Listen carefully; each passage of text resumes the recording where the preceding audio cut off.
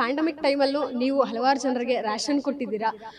So ಈಗ ಅದಕ್ಕೆ ಒಂದು ರೀತಿ ಕನೆಕ್ಟ್ ಆಗ್ತಾ ಇದೆ. ಸೊ ಒಂದು ವೇಳೆ ಒಂದು ಅನ್ನಪೂರ್ಣೇಶ್ವರಿ ಆಶೀರ್ವಾದ ಇದ್ದರೆ ಏನು ಬೇಕಾದರೂ ಮಾಡ್ಬೋದು. And I always believe that ನಮಗೆ if you earning 100 rupees you should at least donate 10 rupees out of that 100 rupees. ಈ ನನ್ನ ಪ್ರಶ್ನೆ ಅನ್ನೋದಕ್ಕಿಂತ ಹೆಚ್ಚಾಗಿ ಅಭಿಮಾನಿಗಳು ಪ್ರಶ್ನೆ ಆಗಿರುತ್ತೆ. ಈ ರೀತಿ ಅಂತ ಬಂದಾಗ ಒಂದು ಸರ್ಕಾರಿ ನ್ಯಾಯಬೆಲೆ ಅಂಗಡಿ ಅಂತ ಬಂದಾಗ ಯಾವತ್ತೂ ರಾಗಿಣಿಯವರು ರೇಷನ್ ಹೋಗಿ ತಗೊಂಡಿದ್ದಾರಾ? ಈ ರೀತಿ ಕ್ಯೂ ಅಲ್ಲಿ ನಿಂತಿದ್ದಾರಾ? ಐ ಗೋನ್ ತಗೊಂಡಿದ್ದೀನಿ, but I think maximum my mother goes to buy rations. ನಾನು ಅಡುಗೆ ಮಾಡ್ತೀನಿ, ನಾನು ಅಡುಗೆ ಮಾಡೋದಿಷ್ಟ, ತಿನ್ಸೋದಿಷ್ಟ, ಬಟ್ ಅದು ರಾ ಮೆಟೀರಿಯಲ್ಸ್ ಕ್ರೆಡಿಟ್ ಬೇರೆ ಯಾರಿಗೆ ಹೋಗ್ಬೇಕು. ಯಾರ ಹತ್ರ ಕಲ್ತ್ರಿ ಅಡಿಗೆ ಅಷ್ಟು ಚೆನ್ನಾಗಿ ಮಾಡ್ತೀರಿ? ಯಾಕಂದ್ರೆ ಇನ್ಸ್ಟಾಗ್ರಾಮ್ ರೀಲ್ಸ್ ಎಲ್ಲ ಆಗಾಗ ಪೋಸ್ಟ್ ಮಾಡ್ತಾ ಇರ್ತೀರಾ. ಪ್ರಾಕ್ಟೀಸ್ ಮಾಡ್ತಾ ಮಾಡ್ತಾ ಕಲಿತೆ. And my mother is a fantastic cook, my father is a very good cook. Mass queen, Sandalwood mass queen ಅಂತಾನೆ ಇವ್ರನ್ನ ಕರೀತಾರೆ. ಅವರೇ ರಾಗಿಣಿ ದ್ವಿವೇದಿ ಅವರು.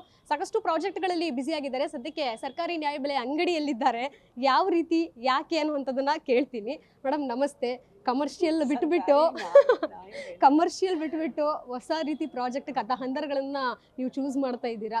Really hats off. ಒಂದು ರೀತಿ ಈ ರೀತಿ ಪ್ರಾಜೆಕ್ಟ್ಗಳನ್ನ ಹೀರೋಯಿನ್ಸ್ ಅಲ್ಲಿ ಅಂದರೆ ಅವ್ರಿಗೆ ಬರೋವಂಥದ್ದು ಇರ್ಬೋದು, ಅಪ್ರೋಚ್ ಬಂದೇ ಬರುತ್ತೆ, ಬಟ್ ಅವ್ರು ಅದನ್ನು ಆಕ್ಸೆಪ್ಟ್ ಮಾಡುವಂಥದ್ದು ಭಾಳ ಕಷ್ಟ. ಈಗ ನೀವು ಮಾಡಿದ್ದೀರಾ. ಸಿ ಒಂದು ಆ್ಯಕ್ಟರ್ದು ಒಂದು ಸ್ಪೆಸಿಫಿಕ್ ಇಮೇಜನ್ನು ಯೂಶ್ವಲ್ ಆಗಿ ಅವ್ರ ಫ್ಯಾನ್ಸ್ ಆಗಲಿ ಜನ ಆಗಲಿ ಮಾಡ್ತಾರೆ. ಆ್ಯಂಡ್ ನನಗೆ ಒಬ್ಬ ಆ್ಯಕ್ಟರ್ ಆಗಿ I've always been very very experimental. ನನಗೆ ಯಾವ ಥರದ್ದು ಒಂದು ಇಂಟ್ರೆಸ್ಟಿಂಗ್ ಆಗಿರೋದು ಕತೆ ಬಂದರೆ I am always very happy to do. So ಈ ಒಂದು ಕತೆ ಬಂದಾಗ ನಾವು ತುಂಬ ಸೋಷಲ್ ವರ್ಕ್ ಮಾಡ್ತೀವಿ, ನಾವು ತುಂಬ ಸೋಷಲ್ ಕಾಸಸ್ನ ಲೈಕ್ ಪ್ರಮೋಟು ಮಾಡ್ತೀವಿ, ಸಪೋರ್ಟ್ ಮಾಡ್ತೀವಿ ಥ್ರೂ ಮೈ ಟ್ರಸ್ಟ್. ಆ್ಯಂಡ್ ಕೆಲವೊಂದು ವಿಷಯಗಳು ಇದೆ ಆಚೆ ಬರಬೇಕು, ಜನ ಗೊತ್ತಾಗಬೇಕು. ರಿಯಾಲಿಟಿ ಫಿಲ್ಮ್ಸ್, ರಿಯಾಲಿಟಿ ಕಾಂಟೆಂಟ್ ತುಂಬಾ ಇಂಪಾರ್ಟೆಂಟ್ ಆಗಿದೆ ಇವಾಗ. See we do all kinds of films, commercial ಮಾಡ್ತೀವಿ, ವೈಲೆನ್ಸ್ ಮಾಡ್ತೀವಿ, ಲವ್ ಸ್ಟೋರೀಸ್ ಮಾಡ್ತೀವಿ, ಆ್ಯಕ್ಷನ್ ಮಾಡ್ತೀವಿ, but nobody is talking about the real issues in the society ಅಂತ ನನಗೆ ಅನಿಸುತ್ತೆ. ಸೊ ಈ ಸಿನಿಮಾ ಮೂಲಕ we want to bring out one of the most non talked about topics. ಅಂದರೆ ರಾಷನ್ ಅಂಗಡಿಗಳಲ್ಲಿ ರಾಷನ್ ಕಾರ್ಡ್ಸ್ ಹಿಂದೆ ಆ್ಯಕ್ಚುಲಾಗಿ ಏನಿದೆ, ಏನು ಕತೆ ಇದೆ, ಏನಾಗುತ್ತೆ, ಏನು ನಡೀತಾ ಇದೆ ನಮ್ಮ ಸೊಸೈಟಿಯಲ್ಲಿ. Because see a ration card holder is 80% of the population of this country. So ಯಾರಿಗೆ ಏನು ತಲುಪಿಸ್ಬೇಕು, ಏನು ಸಿಗಬೇಕು, ಆಗ್ತಿದೆಯಾ ಇಲ್ವಾ, ಏನು ನಡೀತಾ ಇದೆ, ಒಳ್ಳೆದನ್ನ ಕೆಟ್ಟದನ್ನ ಎಲ್ಲ ಒಂದು ತೋರಿಸ್ಬೇಕು ಅಂತ ಒಂದು ಅಭಿಪ್ರಾಯ ಮಾಡ್ತಾ ಇದ್ದೀವಿ. So I think it's very important for us to do socially relevant films, spiritually related films. ಯಾಕಂದರೆ ಈ ಜನರೇಷನ್ಗೆ ಗೊತ್ತಾಗಬೇಕು ದಟ್ ನಾವು ಇರ್ತಾ ಇರೋದು ದೇಶದಲ್ಲಿ ಆ್ಯಕ್ಚುಲಾಗಿ ಏನು ನಡೀತಾ ಇದೆ. So when you know the truth, that's when you can accept it and then move ahead and walk towards it ಅಂತ. So yeah it's a very exciting film. Actually pandemic ಟೈಮಲ್ಲೂ ನೀವು ಹಲವಾರು ಜನರಿಗೆ ರೇಷನ್ ಕೊಟ್ಟಿದ್ದೀರಾ. ಸೊ ಈಗ ಅದಕ್ಕೆ ಒಂದು ರೀತಿ ಕನೆಕ್ಟ್ ಆಗ್ತಾ ಇದೆ. ಇರ್ಬೋದೇನೋ ಪ್ರಾಬಬಿಲಿ, ಬಿಕಾಸ್ ಸಿ ನಾನು ಒಂದು ಬ್ರಿಡ್ಜ್ ಆಗಿದೆ. ಎಲ್ಲರೂ ತುಂಬಾ ಹೆಲ್ಪ್ ಮಾಡಿದ್ದಾರೆ, ನಾನೇ ಮಾಡಿದ್ದೀನಿ ಅಂತ ಹೇಳೋಕ್ಕಾಗಲ್ಲ. ಎಲ್ಲರೂ ತುಂಬಾ ಹೆಲ್ಪ್ ಮಾಡಿದ್ರು, ರಾಷನ್ಗಾಗಲಿ, ಆಮೇಲೆ ಕಿಟ್ಸ್ಗಾಗಲಿ, ಆಮೇಲೆ ಊಟ ವಿಷಯ ಆಗಲಿ. ಸೊ ಒಂದು ವೇಳೆ ಒಂದು ಅನ್ನಪೂರ್ಣೇಶ್ವರಿ ಆಶೀರ್ವಾದ ಇದ್ದರೆ ಏನು ಬೇಕಾದರೂ ಮಾಡ್ಬೋದು. And I always believe that ನಮಗೆ if you earning 100 rupees you should at least donate 10 rupees out of that 100 rupees, so that there's a balance in the society anta, and it gives you a lot of mental peace, happiness. Ration card ರಾಗಿಣಿಯವ್ರ ಹತ್ರ ಇದೆಯಾ? ಇದೆ of course, ಇದೆ of course, ಯಾಕಿಲ್ಲ. ಎಲ್ಲರೂ ಅಧಿಕಾರ ಅದು, but ಯಾರಿಗೆ ಆ್ಯಕ್ಚುಲಾಗಿ ನಿಜವಾಗ್ಲೂ ತಲುಪಿಸ್ಬೇಕು ಅವ್ರಿಗೆ ತಲುಪಿಸಲ್ಲ ಅಷ್ಟೇ. ಎಲ್ಲರ ಹತ್ರ ಇದೆ. ಸೊ ಈ ನನ್ನ ಪ್ರಶ್ನೆ ಅನ್ನೋದಕ್ಕಿಂತ ಹೆಚ್ಚಾಗಿ ಅಭಿಮಾನಿಗಳು ಪ್ರಶ್ನೆ ಆಗಿರುತ್ತೆ. ಈ ರೀತಿ ಅಂತ ಬಂದಾಗ ಒಂದು ಸರ್ಕಾರಿ ನ್ಯಾಯಬೆಲೆ ಅಂಗಡಿ ಅಂತ ಬಂದಾಗ ಯಾವತ್ತೂ ರಾಗಿಣಿಯವರು ರೇಷನ್ ಹೋಗಿ ತಗೊಂಡಿದ್ದಾರಾ? ಈ ರೀತಿ ಕ್ಯೂ ಅಲ್ಲಿ ನಿಂತಿದ್ದಾರಾ? 100% ಯಾಕಿಲ್ಲ. ಸೊ ನಾವು ಇದ್ದಿದ್ದು ಜನರೇಷನಲ್ಲಿ you don't call it ration ಅಂಗಡಿ, because everybody wants to be modern and wants to be like okay ಇವತ್ತಿನ ಜನ್ರೇಷನ್ ಸೊ ಸೂಪರ್ ಮಾರ್ಕೆಟ್ಸ್ ಅಂತಾರೆ, ಅಥವಾ ಟೌನ್ ಮಾರ್ಕೆಟ್ ಅಂತಾರೆ, ಅಥವಾ ಅಂದರೆ ಒಂದು ಫ್ಯಾನ್ಸಿ ಹೆಸರುಗಳು ಇರಬೇಕು ಅಂತ. ಬಟ್ ಯಾ ರಾಷನ್ ಅಂಗಡಿ ಈಸ್ ಎವ್ರಿವೇರ್. ಬಿಗ್ ರಾಷನ್ ಅಂಗಡಿ, ಸ್ಮಾಲ್ ರಾಷನ್ ಅಂಗಡಿ ಆ ಥರನೂ ಕರಿಬೋದಲ್ವಾ. ಸೂಪರ್ ಮಾರ್ಕೆಟ್ ಅನ್ನೋದು ವರ್ಡ್ ಯಾಕೆ ಬಂದಿದೆ ಅಂತ ಐವ್ ಗೋನ್ ತಗೊಂಡಿದ್ದೀನಿ, but I think maximum my mother goes to buy rations. ನಾನು ಅಡುಗೆ ಮಾಡ್ತೀನಿ, ನಾನು ಅಡುಗೆ ಮಾಡೋದಿಷ್ಟ, ತಿನ್ಸೋದಿಷ್ಟ, ಬಟ್ ಅದು ರಾ ಮೆಟೀರಿಯಲ್ಸ್ ಕ್ರೆಡಿಟ್ ಬೇರೆ ಯಾರಿಗೆ ಹೋಗಬೇಕು. ಯಾರ ಹತ್ರ ಕಲ್ತ್ರಿ ಅಡಿಗೆ ಅಷ್ಟು ಚೆನ್ನಾಗಿ ಮಾಡ್ತೀರಾ? ಯಾಕಂದ್ರೆ ಇನ್ಸ್ಟಾಗ್ರಾಮ್ ರೀಲ್ಸ್ ಎಲ್ಲ ಆಗಾಗ ಪೋಸ್ಟ್ ಮಾಡ್ತಾ ಇರ್ತೀರಾ. ಆ್ಯಕ್ಚುಲಿ ಪ್ರಾಕ್ಟೀಸ್ ಮಾಡ್ತಾ ಮಾಡ್ತಾ ಕಲಿತೆ. And my mother is a fantastic cook, my father is a very good cook, my brother is very very good, ಅಂದರೆ is very good. So maybe ಜೀನ್ಸಲ್ಲಿ ಬಂದಿರಬೇಕು ಒಂದು ಸ್ವಲ್ಪ, ಗೊತ್ತೇ ಆಗಿಲ್ಲ ಎಷ್ಟು ವರ್ಷ. Covid taught us so many new things ಅಲ್ವಾ. ಸೊ ಯಾ, ಒಂದ್ ಕಡೆ ತುಪ್ಪದ ಬೆಡಗಿ ಅಂತಿದ್ರು, ಈಗ ಮಾಸ್ ಕ್ವೀನ್ ಅಂತಾರೆ. ಅದಕ್ಕೆ ತಕ್ಕನಾಗೆ ಆಕ್ಷನ್ ಸೀಕ್ವೆನ್ಸ್ ಎಲ್ಲ ಮಾಡ್ತಾ ಇದ್ದೀರಾ, ಪೆಟ್ಟುಗಳನ್ನ ಮಾಡ್ಕೋತಾ ಇದ್ದೀರಾ. ನಿಂತ್ಕೊಳ್ಳೋಕೆ ಆಗ್ತಿಲ್ಲ ನನಗೆ. Have a ligament tear in my right knee and ಲೆಫ್ಟಲ್ಲಿ ಸ್ಪ್ರೇನ್ ಇದೆ. ಶೋಲ್ಡರಲ್ಲಿ I think this muscle is something is wrong.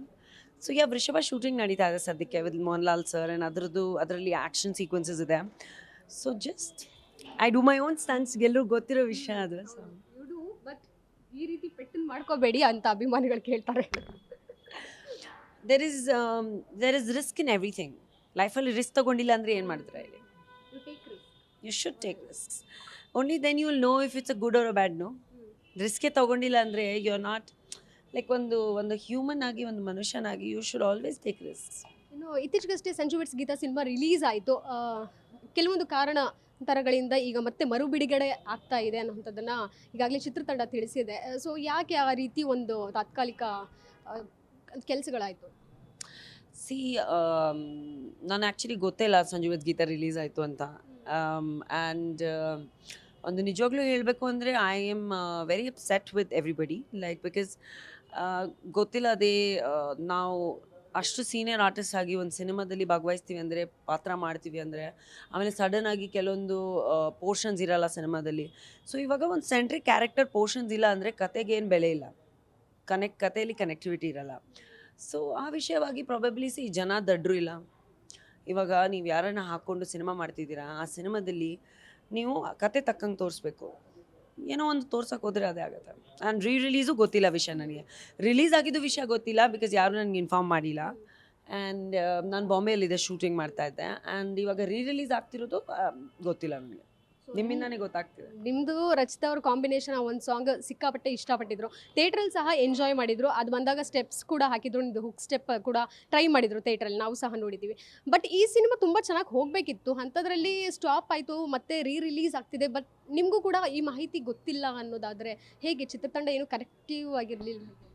No, the communication was never there because ನಾನು ಬ್ಯುಸಿ ಇದ್ದೀನಿ ನನ್ನ ವರ್ಕಲ್ಲಿ. ಆ್ಯಂಡ್ ಮೀ ಆ್ಯಂಡ್ ರಚ್ ಒಂದು 2 ಸೀನಿಯರ್ ಎಸ್ಟಾಬ್ಲಿಷ್ಡ್ ಆ್ಯಕ್ಟ್ರೆಸಸ್ ಒಂದು ಸತಿ screen ಮೇಲೆ ಬಂದರೆ it should be one of the most hype thing in the industry. And ಇಷ್ಟು ಚೆನ್ನಾಗಿರೋದು ಸಾಂಗು, ಕಥೆನೂ ಚೆನ್ನಾಗಿತ್ತು.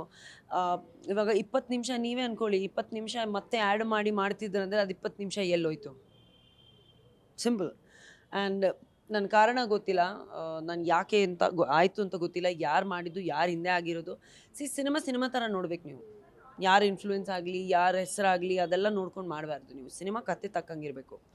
So whoever is responsible for this has affected the film. So films are the most important. ಫಿಲ್ಮ್ಸ್ಗಿಂತ ಜಾಸ್ತಿ ಏನೂ ಇರಬಾರ್ದು. Ultimately ಅದೇ count ಆಗೋದು ತಾನೇ. ನಿಮ್ಮ ಕ್ಯಾರೆಕ್ಟರು, ನಿಮ್ಮ ಕತೆ, ನಿಮ್ಮ ಡೈರೆಕ್ಷನ್, ನೀವು ಯಾವ ಥರ ಪರ್ಫಾರ್ಮ್ ಮಾಡಿದರೆ ಅದೇ ಕೌಂಟ್ ಆಗುತ್ತೆ. ಸುಮ್ಮನೆ ದೊಡ್ಡ ಮಾತಾಡೋದ್ರಲ್ಲಿ, ಆಮೇಲೆ ಏನೇನೋ ಮಾತಾಡೋದ್ರಲ್ಲಿ, ಇದು ಅದು ಅಂತ ಹೇಳಿದ್ರೆ ಅದು ಪ್ರಯೋಜನ ಇಲ್ಲ. You are an actor, you are a director, you are like it's a film. That is professionalism. Maintain that. Cinema ಕ್ಷೇತ್ರ ಜೊತೆಗೆ ಹಲವಾರು ಕ್ಷೇತ್ರಗಳಲ್ಲಿ ನೀವು ಹೆಣ್ಮಕ್ಳಿಗೆ ಬಹಳಷ್ಟು ಇನ್ಸ್ಪಿರೇಷನ್. ಯಾಕಂದರೆ ಕೆಲವೊಂದು ವೆರಿಫಿಕೇಷನ್ಸ್ ಲೈಫಲ್ಲಾದ್ರೂ ಎದೆ ಕುಗ್ಗದೆ ನೀವು ಗಟ್ಟಿಗಿತ್ತಿಯಾಗಿ ನಿಂತಿದ್ದೀರಾ, ಶುಭಾರಂಭ ಮಾಡಿದ್ದೀರಾ ಈ ಒಂದು ವರ್ಷದಲ್ಲಿ. ನಾನೇನು ಅದನ್ನು ಹೇಳಕ್ಕೆ ಇಷ್ಟಪಡಲ್ಲ, ಬಟ್ ನಿಮ್ಮ ನಾನು ಯಾವತ್ತೂ ಹೇಳ್ತೀನಿ, ಸತ್ಯಮೇವ ಜಯತೆ ಅಂತ ಹೇಳ್ತಾರಲ್ಲ. It's very important to stand your ground. ನಾವು ಲೈಫಲ್ಲಿ ತಪ್ಪು ಮಾಡಿಲ್ಲ ಅಂದರೆ ನಾವು ಯಾರಿಗೂ ಹೆದರ್ಕೋಬಾರ್ದು. ತಪ್ಪು ಮಾಡಿದ್ದೀವಿ, ಕ್ಷಮೆ ಕೇಳಬೇಕು ಅಷ್ಟೇ, ಇಲ್ಲ ಅನುಭವಿಸ್ಬೇಕು. And it's a karmic cycle. Nobody can stay away from experiencing what it is. ನೀವು ತಪ್ಪು ಮಾಡಿದ್ರೆ ತಪ್ಪನ್ನು ಅನುಭವಿಸ್ತೀರಾ, ಒಳ್ಳೇದು ಮಾಡಿದ್ರೆ ಒಳ್ಳೇದನ್ನ ಅನುಭವಿಸ್ತೀರಾ. ಸೊ ಪೇಷನ್ಸ್ ಆ್ಯಂಡ್ ಜಸ್ಟ್ ದೇವ್ರ ಮೇಲೆ ನಂಬಿಕೆ, ಲಾ ಮೇಲೆ ನಂಬಿಕೆ. Thank you so much ma'am. All the best ನಿಮ್ಮ ಫರ್ದರ್ ಪ್ರಾಜೆಕ್ಟ್ಗೆ. ಇದಿಷ್ಟು ರಾಗಿಣಿ ದ್ವಿವೇದಿ ಅವರ ಮಾತಾಗಿತ್ತು. ಕೊನೆಯಲ್ಲಿ ಅವರು ಒಂದು ಕ್ಲಾರಿಫಿಕೇಶನ್ನ ಕೊಟ್ಟರು. ಅಂದರೆ ಈ ವರ್ಷವೇ ಅವರು ಡ್ರಗ್ ಕೇಸ್ ಖುಲಾಸೆ ಆಗಿರುವಂತಹ ಒಂದು ವಿಚಾರವನ್ನು, ಕ್ವಾಶ್ ಆಗಿರುವಂಥ ವಿಚಾರವನ್ನು ಅವರು ರಿಯಾಕ್ಟ್ ಮಾಡಿರುವಂಥದ್ದು ತುಂಬ ಅರ್ಥಪೂರ್ಣವಾಗಿ ಅವ್ರು ಹೇಳಿದ್ದಾರೆ. ನ್ಯಾಯಕ್ಕೆ ಯಾವಾಗಲೂ ಸತ್ಯ ಇದೆ, ಜಸ್ಟಿಸ್ ನಮಗೆ ಸಿಕ್ಕೇ ಸಿಗುತ್ತೆ ಅನ್ನೋಂಥದ್ದು. ಕ್ಯಾಮ್ರಾ ಪರ್ಸನ್ ಪೃಥ್ವಿ ಜೊತೆ Keerthi Patil, guarantee news, Bengaluru. Guarantee news, ಸುದ್ದಿ ಖಚಿತ, ನ್ಯಾಯ ನಿಶ್ಚಿತ.